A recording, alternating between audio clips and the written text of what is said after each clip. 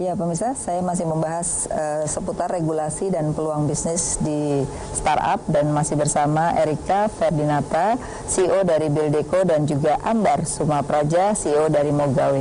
Ya, Mas, tadi saya udah tanya, apakah investasi itu adalah bersama-sama dengan teman saja, ataukah memang sudah ada investor yang benar-benar ikut mendanai Anda, baik itu dari prinsipal misalnya atau yang lain? Jadi waktu itu saya bikin produk ini waktu saya setelah lulus dari suatu inkubator di Jakarta. Sebelum saya lulus dari inkubator, ada satu angel investor yang tertarik dengan ide saya. Jadi ya udah, kamu saya invest di kamu, kita bikin produk ini bareng-bareng gitu. Jadi saya udah dapat angel investor di tahun lalu. Iya, iya. Jadi kalau angel investor itu biasanya mereka membiayai cash flow berapa lama? Ini bisa untuk 1,5 tahun sih, Bu. Oh, 1,5 tahun itu berarti fixed cost ya. Fixed cost dari Anda itu sudah dijamin 1,5 tahun, berarti dalam waktu itu harus mendapatkan income gitu ya. Oke, nah kalau dalam angel investor biasanya seringkali kan posisi kita lebih lemah daripada yang punya duit. Nah, bagaimana posisi Anda supaya Anda tidak lebih lemah dari mereka tapi sebenarnya saling menguntungkan? Gimana? Jadi dalam suatu shareholder kayak saham itu kan kami para founders itu tetap menjaga agar kami tetap majority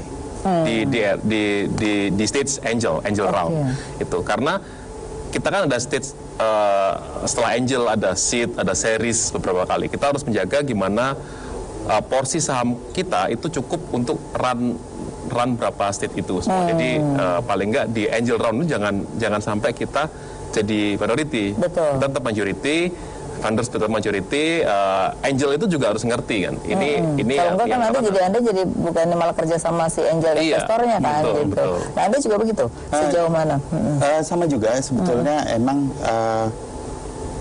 regardless dana yang diinjek berapa, memang pada akhirnya yang namanya meeting dengan founder segala kayak gitu, ini untuk semua kepentingan perusahaan semata. Jadi memang ini kita kan bukan di stage yang sangat mature. Jadi memang di sini kepentingan dan si pemilik ide itu biasanya memang dikedepankan. Impian-impian dia itu dikedepankan untuk dicapai. Jadi pada saat ini berapa dana yang diinjek oleh seorang investor segala itu belum banyak berperan di sini. Jadi lebih banyak gimana kita ngembangin perusahaan ini, gimana perusahaan ini bisa lebih independen ke depan. Itu yang jadi masih bagus lah ya, artinya masih ada majority ya, karena kalau pengalaman dulu kan kebanyakan begitu orang injek banyak ya dia lebih berkuasa daripada yang punya ide gitu, enggak ya. Nah, sekarang regulasi nih yang menarik. Regulasi pemerintah ini seringkali tertinggal dengan pelakunya ya. Banyak misalnya soal perpajakan, kemudian kalau kita lihat kemarin transportasi online ya kan, kadang-kadang di suatu daerah melarang karena akan kena saingan yang offline-nya misalnya gitu. Nah, Anda melihatnya seperti apa nih regulasinya? Kalau saya lihat mungkin masalah pajak ya. Tapi memang kalau kita bisa diringankan itu sangat membantu sekali. Di sini memang karena kita masih merangkak dari bawah ya, di mana PPh itu juga ada burden yang lumayan. Sekarang kan dari omset udah mulai 0,5% kan, sudah lebih kecil dong. Kalau omsetnya 4,8 per tahun ya kan. Tapi kalau udah di atas 4,8 kan seperti biasa gitu. Nah, itu buat Anda udah cukup belum sih untuk perpajakan? Kalau aku pikir kita mesti kita belum sampai yang itu ya, tapi kita pengennya sih memang kita tidak terkena nggak kena pajak dulu gitu ya, khususnya adalah PPh 21 gitu ya. Nah, gimana untuk regulasi selain pajak? Mungkin ada regulasi lain yang artinya belum mendukung atau belum ada sehingga nanti takutnya begitu ada keluaran kebijakan itu justru Anda akan tergusur gitu. Jadi kalau saya bandingkan dengan negara lain, Bu ya, waktu itu saya pernah ikut akselerator di suatu negara maju di kawasan Asia Timur. Itu mereka itu benar-benar membebaskan startup untuk apa di perpajakan, dan mereka memberikan insentif untuk pegawainya. Jadi pegawainya itu kita bisa mendapatkan pegawai yang berkualitas bagus, dan negara itu mau untuk mensubsidi. Untuk pajak ya? Bukan untuk pajak, untuk salary mereka. Untuk salary-nya, iya. Jadi karena di stage kami mau cari yang profilnya bagus, itu kan gajinya harus tinggi. Betul. Nah, itu negara itu hadir untuk mensubsidi gajinya itu saya dapat info seperti itu ini sekali menurut sekali. Dan waktu itu kami tawarin sih, kamu kenapa nggak buka perusahaanmu di sini aja gitu. Iya. Tapi kan tempatnya jauh di sini ya. Delivery-nya gitu ya. Terus kalau dari regulasi lain gimana? Artinya dari regulasi selain perpajakan lah, artinya izin, kemudian ini kan juga perlu gimana? Mungkin saya ini untuk pendirian perusahaan gimana tuh? Untuk domisili. Itu domisili sekarang kita ngomong startup teknologi. Kita mungkin cuma butuh 1 orang developer, 1 orang coder, 1 orang CPO, dan kita juga setiap hari cuma tatap-tatapan aja. Jadi di rumah juga nggak apa-apa dong.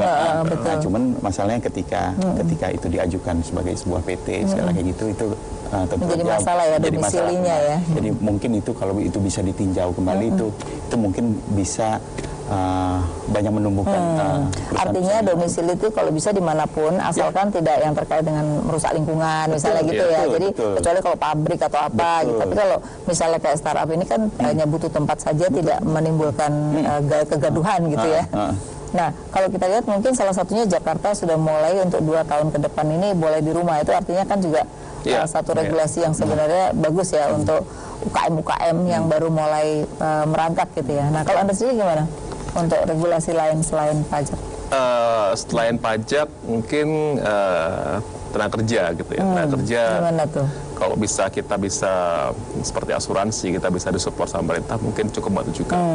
Karena di saat level stage kami ini, kami menghitung setiap cost kan yang akan kita keluarkan. Kalau bisa kita ada subsidi, itu lebih bagus lagi sih Bu. Dan tadi saya sepakat waktu dan regulasi itu kalau bisa disimplify, karena cukup ribet sih, dari mulai ada domisili, ada mulai SIUP, dan itu NPWP, kemudian harus PKP dan lain-lain. Jadi itu masih sulit ya sekarang, masih cukup panjang gitu. Cukup panjang. Walaupun Pak Jokowi kan sudah bilang bahwa urusan izin tuh kalau bisa sehari 2 hari selesai, tapi dalam kenyataannya belum seperti itu ya. Masih. Pengalaman saya sih belum. Terus bagaimana hubungannya dengan, kalau sekarang ini kan kita lihat kadang-kadang pajak juga sering datang misalnya kayak gitu ya. Jadi himbauan Anda gimana nih supaya pemerintah juga mendukung startup dari sisi segala sesuatu selain tadi subsidi pajak gitu ya. Kayak tadi nih misalnya menciptakan lapangan kerja misalnya kan itu harusnya sekarang ini pemerintah juga melihat pengangguran sangat banyak ya. Nah ini kan bisa juga sebagai salah satu bahwa menciptakan lapangan kerja tanpa dukungan pemerintah dia harusnya dihargain gitu ya. Nah sejauh ini apa yang Anda sudah dapatkan lah dari pemerintah, apresiasi atau apa? Kebetulan belum ada. Belum ada ya. Jadi dengan tahun ini mungkin Anda masih perlu banyak memperkenalkan. Karena saya tadi juga waktu mendengar nama tadi namanya mau gawe itu apa ya gitu. Jadi belum punya bayangan. Jadi mungkin juga perlu sosialisasi ya kan, sering datengin kepada anak-anak milenial. Dan saya pikir sekarang banyak sekali anak pandai, tapi dia belum bisa mendapatkan pekerjaan. Tapi mereka sebenarnya untuk research mereka punya kemampuan. Nah ini jadi belum ketemu nih antara. Nah itu yang mungkin perlu sosialisasi ya. Oke, nah terus kemudian kalau tadi menciptakan ide ini gitu ya, lalu ketika harus menciptakan itu kan butuh berapa orang kan. Nah ketika Anda menciptakan itu kan Anda nggak punya uang. Artinya belum digaji dong, jadi dulu baru digaji ya. Nah ini bagaimana ketika proses kesulitan menjadi pengusaha, ketika proses membuatnya sendiri gimana tuh? Pengen tahu juga.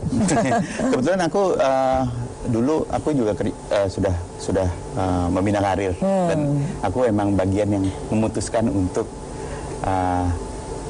pergi meloncat ke kuadran berikut ceritanya nih. Nah, jadi memutuskan untuk berhenti kerja ya? Untuk berhenti kerja, untuk membangun startup ini. Tetapi sebelum memutuskan itu tentu kita sudah ngomong sama kawan-kawan apa segala gitu, dan sama keluarga juga tentu saja. Bahwa ada ide ini segala kayak gitu ya. aku pikir sih kalau itu udah clear segala kayak gitu, tentu aja tabungan juga sudah cukup. Kebetulan ya aku sudah kerja. Jadi nggak sampai mantap ya, makan tabungan nggak sampai ya. Biasanya orang kalau idenya itu lagi muncul bisa jadi makan tabungan. Nggak, tapi saya itu pengen bagian dari tanya, komitmen nanti juga. kita break dulu ya, karena banyak masyarakat juga pengen tahu kalau jadi wirausaha itu susah-susahnya gimana sih, kan Anda belum ceritain ya. Tapi kita harus break lagi. Pemirsa, tetaplah di Economic Lounge. Sesaat lagi kami akan kembali.